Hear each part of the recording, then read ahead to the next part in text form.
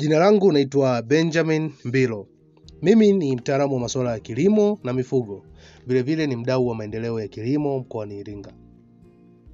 Leo hii nilikuwa nataka niongelee mafanikio na mapinduzi ya kilimo, hasa kilimo cha mahindi ndani ya miaka 4 ya uongozi wa awamu ya 6 wa Rais Dr. Samia Suluhu Hassan.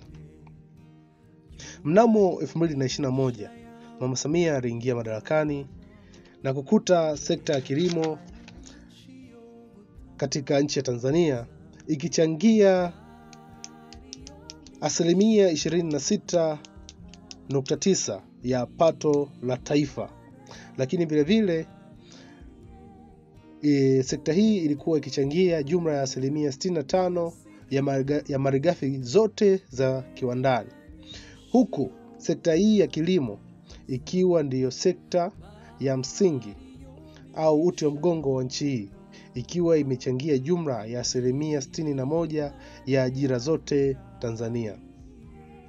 Kwa kuliona hilo, Mheshimiwa Rais Samia Suluhu Hassan aliamua kuboresha Wizara ya Kilimo, lakini pia kuiongezea uwezo wizara hii ya kilimo, vile vile kuiongezea maarifa na mbinu mbadala kwa ajili ya kuweza kuongeza uzalishaji ili kuweza kuchangia zaidi pato la taifa, lakini pia kuweza kuzalisha zaidi kuliko hapo awali, lakini vile vile kuweza kuzalisha malighafi nyingi za kwenda viwandani.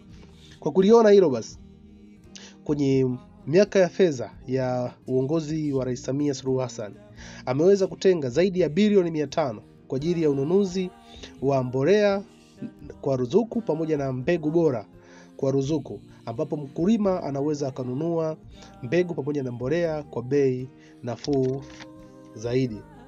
Kwa kufanya hivyo, nchi imeweza kupiga hatua, kwani mwaka 2021 nchi ya Tanzania ilikuwa kwenye uzalishaji wa mahindi ilikuwa nafasi ya 6, ikiwa inazalisha metric tani milioni 3.4.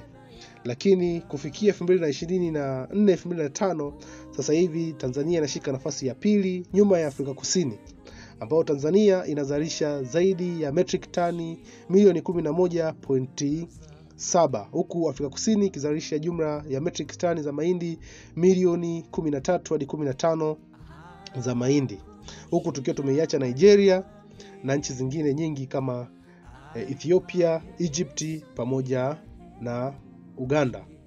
Lakini vile vile katika awamu hii ya Mama Samia Suluhu Hassan tumeweza kuona mapinduzi makubwa ya uzalishaji wa mazao katika nchi ya Tanzania.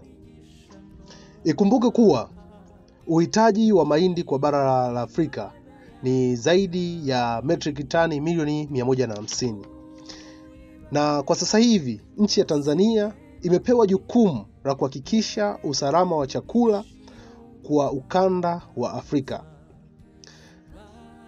Kitu kingine cha kukumbuka ni kwamba kabla ya kuanzishwa kwa ruzuku ya Tanzania ama ruzuku ya mahindi pamoja na mbolea kwa nchi za Tanzania, wakulima wa Tanzania walikuwa wanatumia wastani wa kilo 15 za mbolea kwenye eneo la ekari moja, ikilinganishwa na nchi nyingi za Afrika ambazo zilikuwa zinapiga hatua kwenye uzalishaji wa mahindi, ambazo zilikuwa zinatumia wastani wa kilo 50 wa mbolea kwa ekari moja.